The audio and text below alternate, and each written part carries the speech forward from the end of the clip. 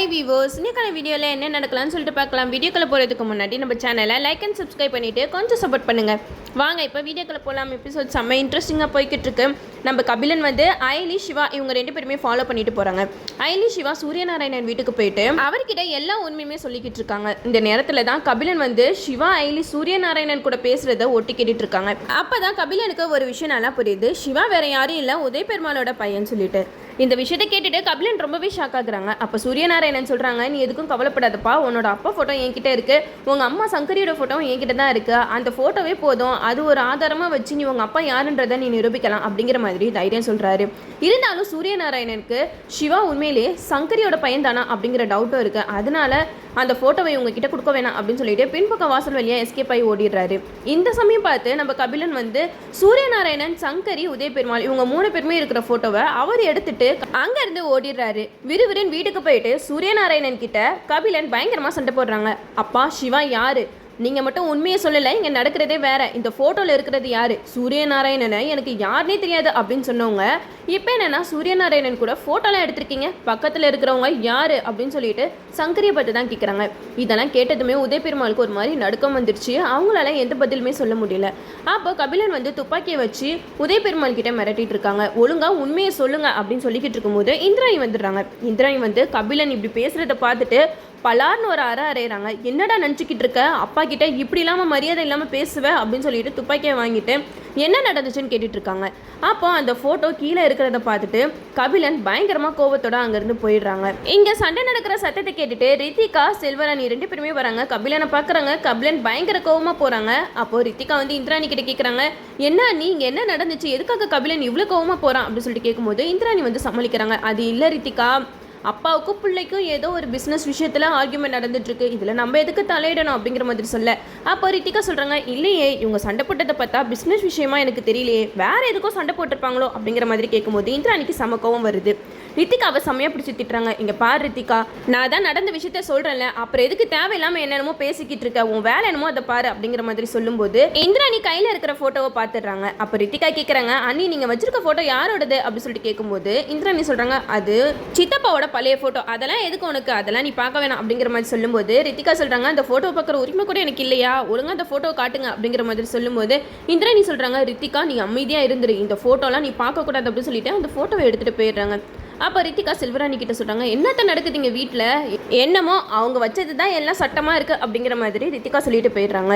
அப்போ தான் நம்ம ஐலி சிவா 2 பேரும் வீட்டுக்குள்ளே வராங்க. அப்போ இந்திராணி வந்து ஐலி சிவாவை தனியாக கூட்டிகிட்டு போயிட்டு செம்மையாக திட்டுறாங்க. தயவு செஞ்சு நீங்கள் 2 பேருமே இந்த வீட்டை விட்டு போயிருங்க, நீங்கள் இந்த வீட்டில் இருக்கிறனால தான் வீட்டில் பிரச்சனை வந்துக்கிட்டே இருக்குது, உங்களால் தான் என்னோட குடும்பம் செதஞ்சிரும் போல் அப்படிங்கிற மாதிரிலாம் சொல்ல. இதை கேட்ட ஐலிக்கு செம்ம வருது.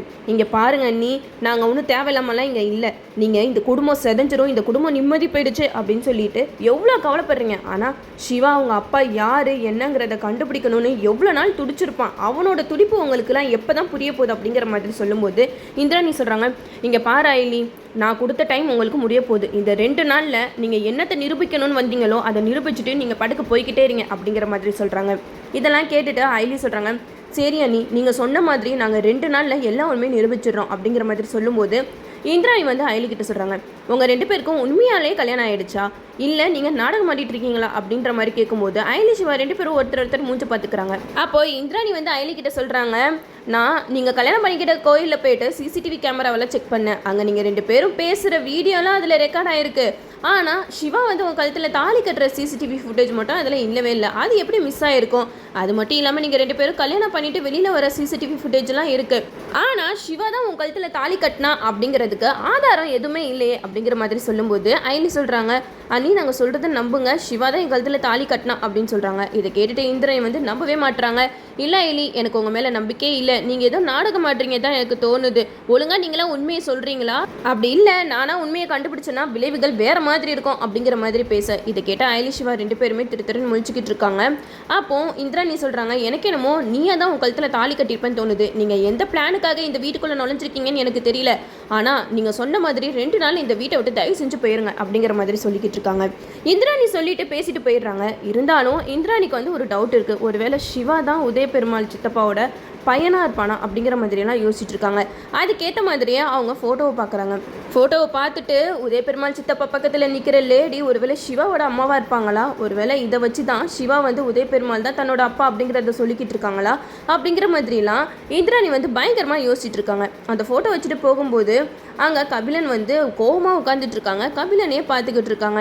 அப்போது ரித்திகாவும் செல்வராணியும் கபிலன் கிட்ட கேட்குறாங்க, என்னாச்சு கபிலன், எதுக்காக நீ இவ்வளோ டென்ஷனாக இருக்க, நீ இவ்வளோ டென்ஷனாக இருந்தால் நாங்கள் பார்த்ததே இல்லையே அப்படிங்கிற மாதிரி சொல்லும்போது கபிலன் வந்து சொல்ல வராங்க, அப்பா பண்ண காரியத்துக்கு நான் அவரை சும்மா விட்டுருக்கேனேன்னு சந்தோஷப்படுங்க அப்படிங்கிற மாதிரி சொல்லும்போது இந்திராணி வந்துடுறாங்க. என்ன கபிலன் நீ லூஸ் மாதிரி உளறிக்கிட்டு இருக்க, தேவையில்லாமல் யார்கிட்டே எதுவும் சொல்லிக்கிட்டு இருக்காத அப்படிங்கிற மாதிரி சொல்கிறாங்க. இதை புரிஞ்சுக்கிட்ட கபிலனும் சரி இவங்க கிட்டலாம் இப்போதைக்கு நம்ம எந்த உண்மையும் சொல்ல வேணாம் அப்படின்னு சொல்லிட்டு அமைதியாக இருந்துடுறாங்க. கபிலன் மனசில் நினச்சிக்கிட்டு இருக்காங்க, இவ்வளோ நாள் இந்த சொத்துக்கெல்லாம் சொந்தக்காரன் நம்ம மட்டும் தான் நினச்சிக்கிட்டு இருந்தோம். ஆனால் எங்கே இருந்தோ ஒருத்தவன் இந்த வீட்டு வாரிசாக போகிறான்னு நினைக்கும் போது எனக்கு எவ்வளோ கடுப்பாக இருக்கா அப்படின்னு சொல்லிட்டு கபிலன் வந்து மனசில் நினச்சிக்கிட்டு இருக்காங்க. இந்த சைடு நம்ம இந்திராணி வந்து கபிலனை கூப்பிட்டு சொல்கிறாங்க, இங்கே பாரு கபிலன், இந்த விஷயம் உனக்கும் எனக்கும் தெரிஞ்சதாகவே இருக்கட்டும், வேற யாருக்கும் இதை பற்றி நீ சொல்லவே கூடாது, எனக்கு சத்தியம் பண்ண அப்படின்னு சொல்லிட்டு இந்திராணி வந்து கபிலன் கிட்ட சத்தியம் வாங்கிடுறாங்க. இந்திராணிக்கு ஒரே குழப்பமாக இருக்குது. அப்போ இவ்வளோ நாளாக சிவா சொன்னது உண்மைதானா, சிவா வந்து உதய பெருமாள் சித்தப்பாவை தன்னோட அப்பான்னு வாய் நிறைய கூப்பிட்டது இதுக்காக தானா அப்படின்னு சொல்லிட்டு இந்திராணி வந்து பல பக்கம் யோசிச்சுட்டு இருக்காங்க. எப்படியோ நம்ம சொன்ன இந்த 2 நாளில் ஐலி சிவா இவங்க 2 பேருமே அப்படி என்ன ஆதாரத்தை தான் நிரூபிக்கிறாங்க, நம்மளும் வெயிட் பண்ணி பார்ப்போம் அப்படின்னு சொல்லிட்டு இந்திராணி வந்து அந்த ஃபோட்டோவே பார்த்துட்டு இருக்காங்க.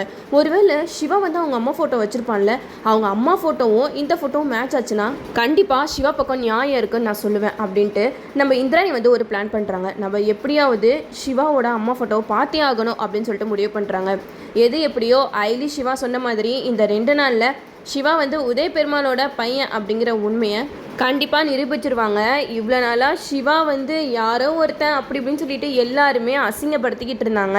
ஆனால் இப்போ இந்த வீட்டோட வாரிசே இந்த சிவா தான் அப்படின்ட்டு எல்லாருக்குமே தெரிய வந்துச்சுன்னா கண்டிப்பாக அவங்களோட தலையில் இடி விழுந்த மாதிரி இருக்கும். அது மட்டும் இல்லாமல் இங்கே ரித்திகா வேற ஐலி முன்னாடி நான் வந்த இடத்துல நீ போட்டியாக வந்திருக்கியா அப்படின்னு சொல்லிட்டு ஐலியை செம்மையாக அசிங்கப்படுத்திட்டு இருந்தாங்க. பட் இப்போ ரித்திகாவுக்கு போட்டியாக நம்ம ஐலி தான் மூத்த மருமகளாக இந்த வீட்டில் இருக்க போகிறாங்க. அது மட்டும் இல்லாமல் ரித்திகா வந்து ஆஃபீஸ் கிளம்புற குஷியில் இருக்கிறாங்க. செல்வராணி கிட்ட சொல்கிறாங்க, அத்தை நான் ஃபர்ஸ்ட் டைம் ஆஃபீஸ்க்கு போகிறேன், நீ ஆசீர்வாதம் பண்ணுங்க அப்படின்னு சொல்லிட்டு ஆசீர்வாதம்லாம் வாங்கிடுறாங்க. அந்த சைடு ஐலி வராங்க. அப்போ ரித்திகா வந்து செல்வராணி கிட்ட சொல்கிறாங்க, நான் ஐலியை எப்படியெல்லாம் வெறுப்பேற்றுறேன் பாருங்க, அவள் எனக்கு போட்டியாக என்னென்னமோ செய்கிறாள், இப்போ பாருங்கள் இந்த கம்பெனி பொறுப்பே என் கைக்கு வரப்போகுது, இதெல்லாம் நினச்சா ஐலியால் தாங்க முடியுமா என்னன்னே எனக்கு தெரியல அப்படிங்கிற மாதிரி சொல்லிக்கிட்டு இருக்காங்க. அப்போ ஐலியை கூப்பிடுறாங்க. ஐலி நான் வந்து காரில் ஆஃபீஸ்க்கு போகிறேன். ஆமாம் 2 வீலரில் போகிற உனக்கெல்லாம் காரை பற்றி என்ன தெரியும் அப்படிங்கிற மாதிரி சொல்லிக்கிட்டு இருக்கும்போது ஐலி ஒரே வார்த்தையில் ரித்திகாவை செருப்பால் அடித்த மாதிரி கேள்வி கேட்குறாங்க. என்ன ரித்திகா பேசிக்கிட்டு இருக்க, யாரையுமே நம்ம எப்போவுமே இறக்கி பேசவே கூடாது, நீ நல்லா இருந்தனா அதை பார்த்து சந்தோஷப்படுற ஆள் நானாக தான் இருப்பேன் அப்படிங்கிற மாதிரி சொல்லும்போது ரித்திகா சொல்கிறாங்க, ஆமாம் ஆமாம் அப்படி நினைக்கிறவன் எதுக்காக எனக்கு போட்டியாக இந்த வீட்டுக்குள்ளே வந்த அப்படிங்கிற மாதிரி கேட்கும்போது ஐலி சொல்கிறாங்க, எல்லாத்துக்குமே ஒரு காரணம் இருக்கும் ரித்திகா, அதுக்கு நீ யாரையுமே நம்ம குறைச்சி எடை போட்டுறக்கூடாது அப்படிங்கிற மாதிரி பேசிக்கிட்டு இருக்காங்க. ஐலியை இப்படி கேவலப்படுத்தி பேசும்போது நம்ம சிவா வந்துடுறாங்க.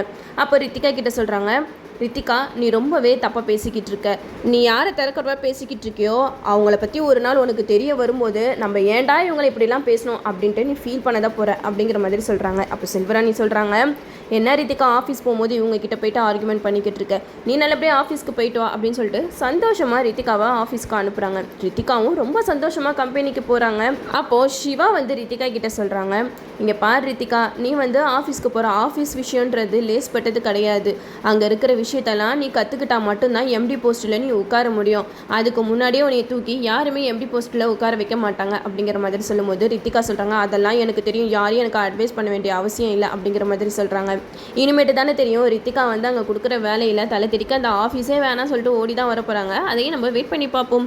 ஓகே வீவர்ஸ், இந்த வீடியோ உங்களுக்கு பிடிச்சிருந்தா லைக் பண்ணுங்கள், மறக்காமல் நம்ம சேனலை சப்ஸ்கிரைப் பண்ணிடுங்க.